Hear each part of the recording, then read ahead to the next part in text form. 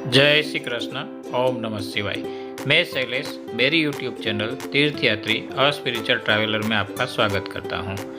आज हम लोग धर्मशाला का उपनगर मकलोडगंज, वहां पर हम लोग बाक्सूनाथ के दर्शन करेंगे, साथ में बाक्सू फॉल भी देखेंगे और नीचे धर्मशाला में उतर के हम लोग तिबेटियन दलाई लामा की मोनेस्ट्री जहां पर है उसको भी दर्शन करेंगे। दलाई लामा के साक्षात दर्शन भी करेंगे। तो बने रहिए हमारे साथ और हमारी चैनल को अगर अच्छी लग रही है तो उसको लाइक, शेयर और सब्सक्राइब कीजिए। जय श्री कृष्ण। ओम नमः शिवाय।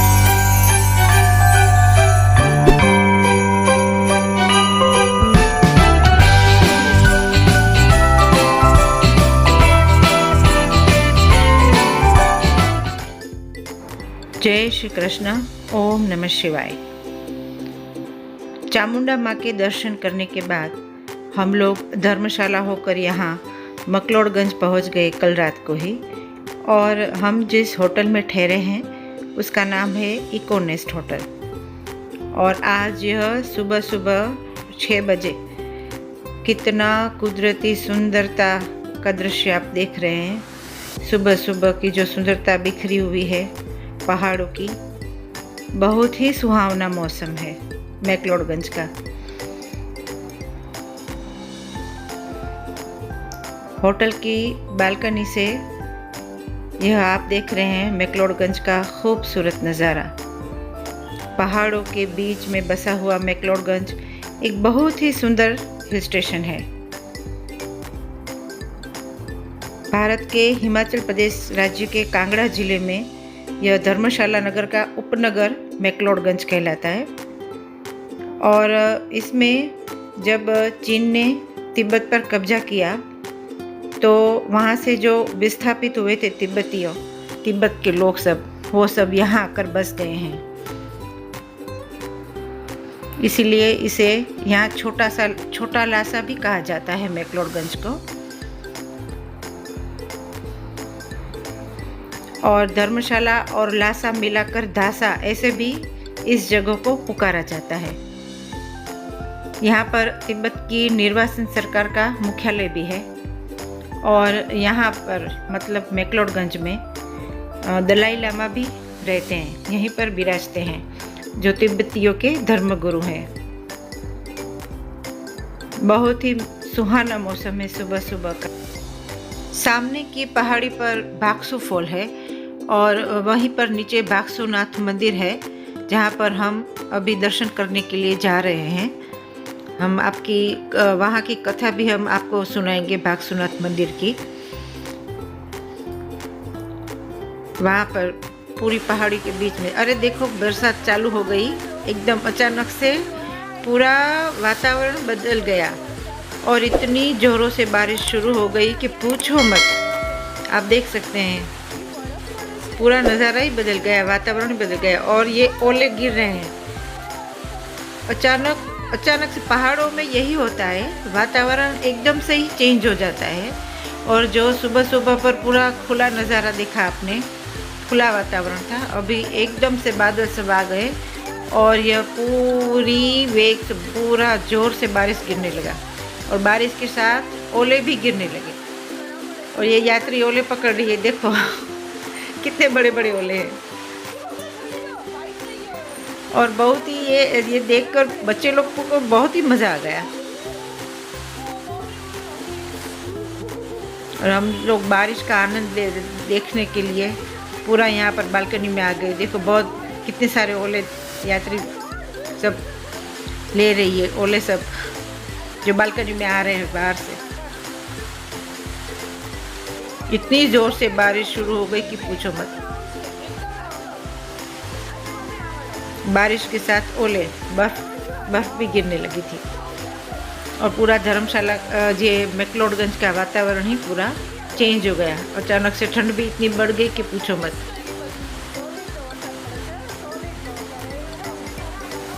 बहुत ही ज़ोरों से बारिश शुरू हो गई।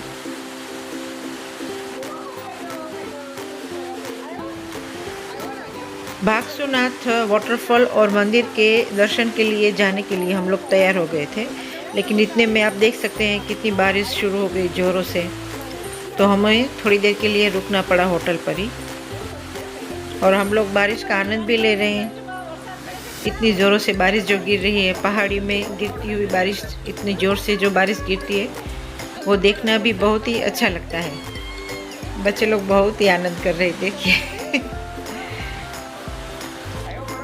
ये मैक्लोडगंज का नाम भी जो वहाँ तब ब्रिटिश राज था जब भारत में, तो ब्रिटिश राज में पंजाब के lieutenant governor Sir Donald Friell McLeod के नाम पर से यहाँ का नाम मैक्लोडगंज रखा गया है। गंज हिंदी शब्द है जिसका अर्थ होता है पड़ोस, ऐसा।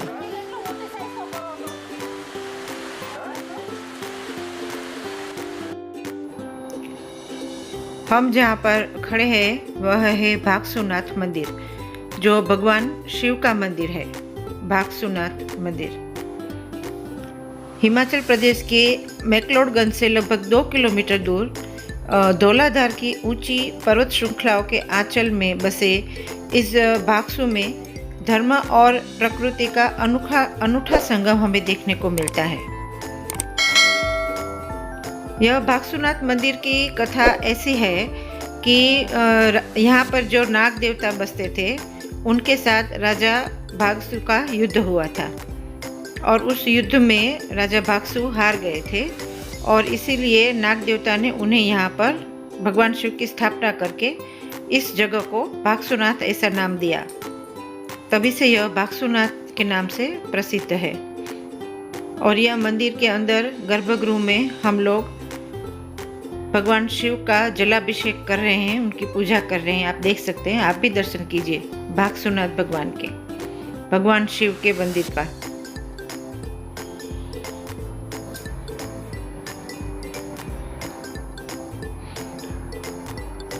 यहाँ पर भागसूनाथ मंदिर की कथा इस साइन बोर्ड पे पूरी लिखी हुई मिलेगी आपको। जो प्राचीन कथा है भागसूनाथ मंदिर के बारे में, उसके बारे में यहाँ पर लिखा गया है।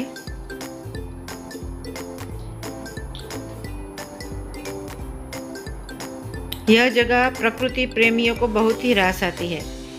ऊंचाई पर होने के कारण यहाँ का वातावरण भी बहुत ही ठंडा और अच्छा रहता है। और मंदिर के साथ में भागसू फॉल भी है। और हम जहाँ पर खड़े हैं वहाँ कुंड है, भागसू कुंड, जो आप देख रहे हैं, जहाँ पर पानी भागसू वाटरफॉल से आता है। मंदिर परिसर में ही यह कुंड आया हुआ है।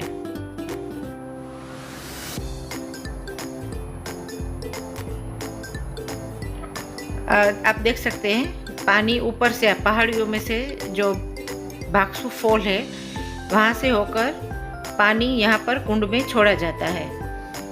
और 2 कुंड है, जो ऊपर के कुंड में से भी पानी ये नीचे के कुंड में आता है। बारिश भी चालू ही थी, हमने आप देख सकते हैं सुबह निकले तभी बहुत ज़ोरदार बारिश हुई थी, और थोड़ी थोड़ी बारिश चालू ही थी हम जब यहाँ पर दर्शन करने आए। और बहुत ही ठंड भी हो गई थी, वातावरण प्रकृति में बहुत ही ठंड पूरी क्योंकि बारिश की वजह से एकदम से टेम्परेचर डाउन हो गया था। यह भागसूनाथ मंदिर जो भगवान शिव का मंदिर है,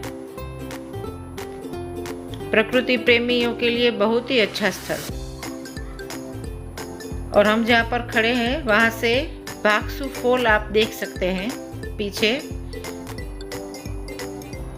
यह भागसू फॉल है। ट्रैकिंग के शौकीनों के लिए एक बहुत ही फेवरेट जगह है, डेस्टिनेशन माना जा सकता है यहाँ पर।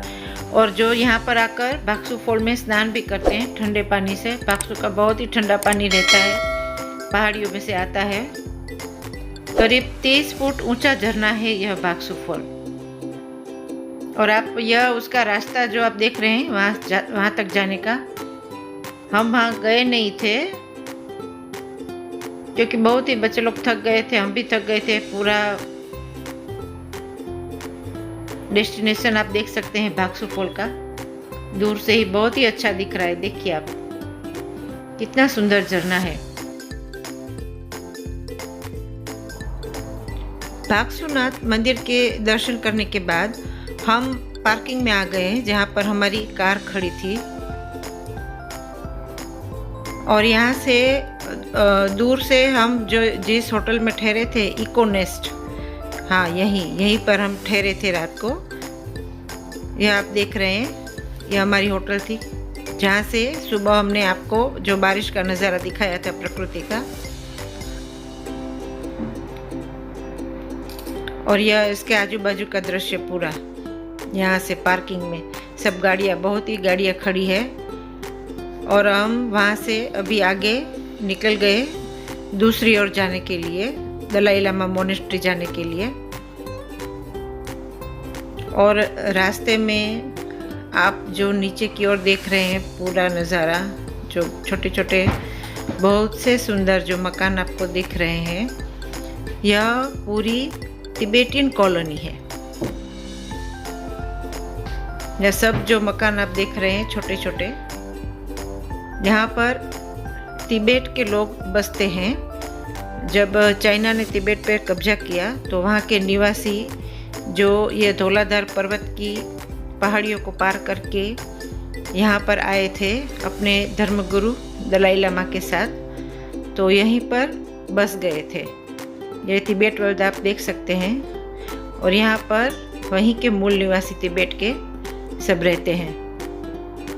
यहाँ पार्किंग में गाड़ी रखकर हमें नीचे उतरना पड़ा, क्योंकि यहाँ से चल के जाना पड़ेगा मोनेस्ट्री तक। वहाँ तक गाड़ी नहीं जाती है। और हम लोग सुबह जल्दी निकल गए थे, तो आप देख सकते हैं सामने एक छोटी सी दूसरी मोनेस्ट्री भी दिखाई दे रही है, तिबेटियन मोनेस्ट्री। बहुत ही सुंदर, आकर्षक, बहुत ही कलरफुल, जो तो बोलते हैं ना, एकदम ही कलरफुल मोनेस्ट्री थी। और यह यहाँ की बाजार, तिबेटियन बाजार, यहाँ पर बहुत ही तिबेटियन वस्तु आपको बहुत ही अच्छी मिल जाएगी। छोटी छोटी दुकानें तिबेटियन वस्तुओं से भरपूर आप देख सकते हैं। बाजार, मुख्य बाजार तिबेटियन मोनेस्ट्री के पहले का।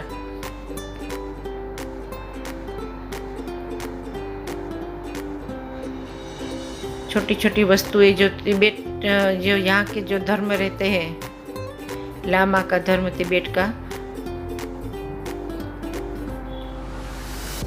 उस धर्म के अनुसार जो भी चीज़, और सब ऑर्नामेंट्स, तिब्बतियन ऑर्नामेंट्स और धातु की छोटे छोटे बर्तन वगैरह, सब आपको मूर्तियाँ, पंचधातु की मूर्तियाँ बहुत सारी मिल जाती है यहाँ पर। बहुत ही सुंदर मूर्तियाँ सब मिलती है यहाँ पर। और हम जहाँ पर खड़े हैं वह गेट है, यह जो मोनेस्ट्री, दलाई लामा की जो मुख्य मोनेस्ट्री, जिसका नाम है नामयांग। और यहाँ पर हमें अंदर जाने के लिए कैमरा वगैरह अलाउड नहीं था। हम आपको जो बाहर से दिखाई रहे हैं उसका दृश्य। और यहाँ पर दलाई लामा स्वयं रहते हैं। यहाँ पर मोनेस्ट्री और उनका आवास स्थान दोनों ही हैं। तो सिक्योरिटी बहुत ही है, सिक्योरिटी चेकिंग बहुत होता है यहाँ पर। और कैमरा वगैरह तो अलाउड रहता ही नहीं है। और हमने बाहर यहाँ पर यहाँ के बहुत ही प्रसिद्ध मोमोज का नाश्ता भी किया। तिबेटियन मोमोज बहुत ही अच्छे मिल रहे थे। और हम लोग यहाँ से अंदर चलकर जा रहे हैं। छोटी सी जो जगह है वहाँ से अंदर सीढ़ियाँ चढ़ के।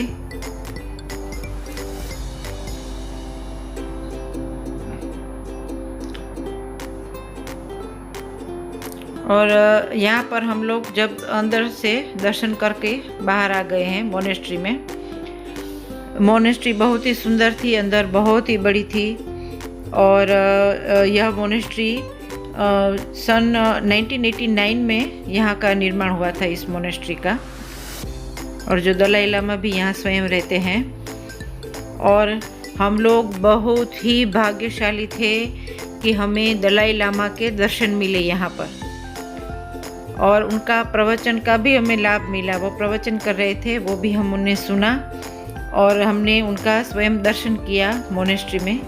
जो प्रवचन हॉल था वहाँ पर उनका प्रवचन चल रहा था दलाई लामा का, और उनके बहुत सारे जो अनुयायी बोलते हैं ना तिब्बत के, वो बहुत वहाँ पर बैठ के ध्यान कर रहे थे, माला कर रहे थे, और हमने दलाई लामा का प्रत्यक्ष दर्शन किया।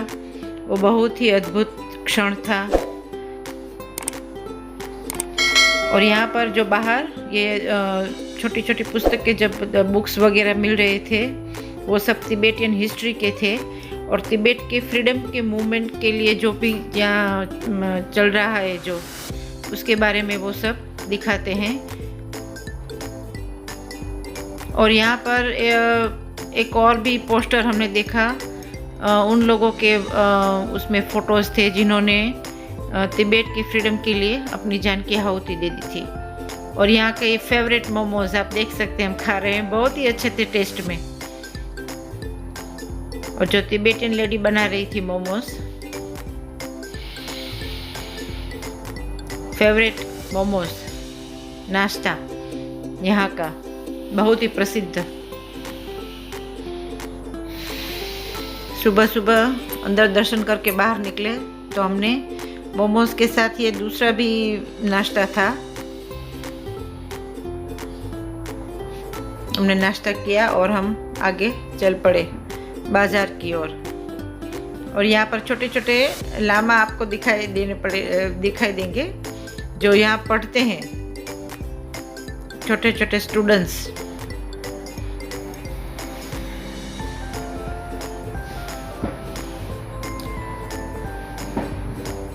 और यह दूसरी ओर से सामने की ओर से ये जो मोनेस्ट्री हम दर्शन करने के लिए गए थे, वह बिल्डिंग है मोनेस्ट्री की।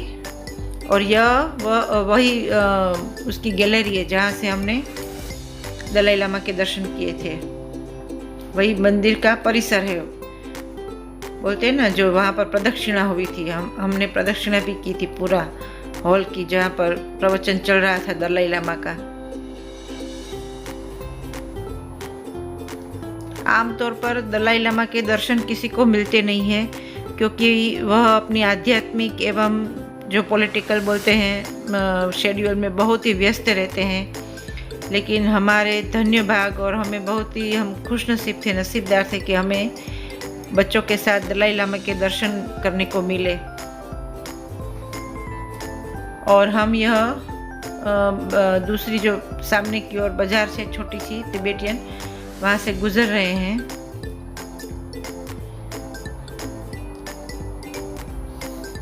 बहुत ही सुंदर सुंदर आभूषण वगैरह आप देख सकते हैं तिब्बतियन शैली के।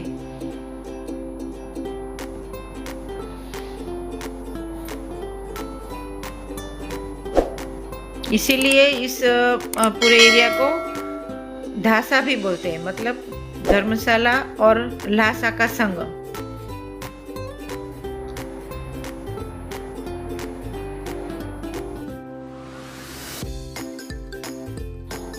दलाई लामा के दर्शन करके और दलाई लामा के जो मोनेस्ट्री है वहाँ के भी दर्शन करके बस अभी हम लोग हमारी इस यात्रा का समापन करेंगे। आगे हम लोग अभी ये बाज़ार से निकल रहे हैं, और बाज़ार से पूरा निकल कर आगे हमारी जो गाड़ी रखी है वहाँ पर जाएंगे। और वहाँ से आगे की नेक्स्ट ब्लॉक के लिए हम आगे की यात्रा जो है वो डलहौजी के अंदर हम लोग पहुनी माता जी के मंदिर जाएंगे, जो महाकाली माता जी का मंदिर है पहाड़ी के ऊपर एकदम। और वहाँ से कैलाश पर्वत के दर्शन होते हैं, और वहीं के रास्ते से ओम पर्वत के भी दर्शन होते हैं, तो वो भी हम आपको दिखाएंगे। ओम पर्वत के हमारा भाग्य था कि हमको ओम पर्वत के दर्शन मिले थे। वीडियो में तो थोड़ा कम दिखता है, पर फोटो में दिखता है, तो वो भी हम आपको उसके भी दर्शन कराएंगे। और कहते हैं कि माता जी के, महाकाली माता जी के सामने ही, जो पौनी माता जी बोलते हैं, उसके सामने ही कैलाश पर्वत के भी दर्शन होते हैं। तो उसके लिए हम आपको आगे के एपिसोड के लिए आप बने रहिए हमारे साथ में। और तब तक अभी हम लोग जो है ये अभी धर्मशाला की ये और एक मोनेस्ट्री है उसके बाजू से निकल रहे हैं। और आगे जाके हम हमारी गाड़ी में, अभी यहाँ यही चौक है मकलोडगंज का मेन चौक, जहाँ से एक साइड में मकलोडगंज जाते हैं और एक साइड में राइट साइड में जाएंगे तो दलाई लामा का मोनिस्ट्री आता है। और यहाँ से अभी बस हमारा गाड़ी जो है वो उसमें बैठ के, यहाँ पे हमारी गाड़ी आ गई है, तो उसमें बैठ के अभी हम लोग हमारी आगे की यात्रा के लिए निकल जाएंगे। आज हम लोग रात को डलहौजी पहुँचेंगे। डलहौजी पहुँचने के बाद दूसरे दिन हम आपको पौनी माता जी के दर्शन कराएंगे, तो बने रहिए हमारे साथ।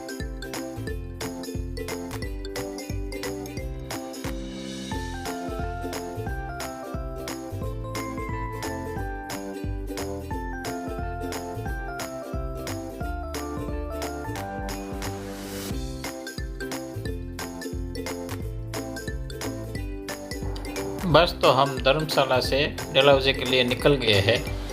तो अगर आपको हमारा ये व्लॉग अच्छा लगा है तो उसको आप लाइक कीजिए, शेयर कीजिए और सब्सक्राइब कीजिए। जय श्री कृष्ण, ओम नमः शिवाय। देखते रहिए हमारे और भी आगे आने वाले व्लॉग को और बने रहिए हमारे साथ। जय श्री कृष्ण।